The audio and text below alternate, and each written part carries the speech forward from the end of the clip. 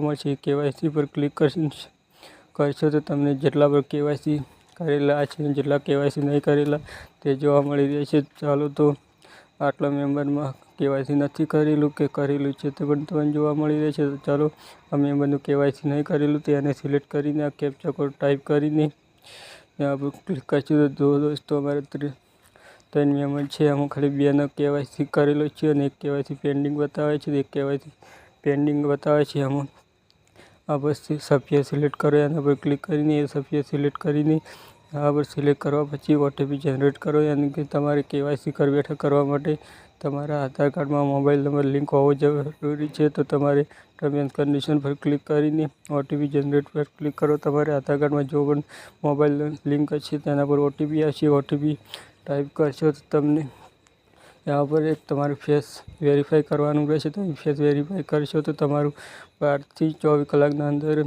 Ration card में KYC थई जशे। तो आ रीतना तमे घर बैठा तमारुं KYC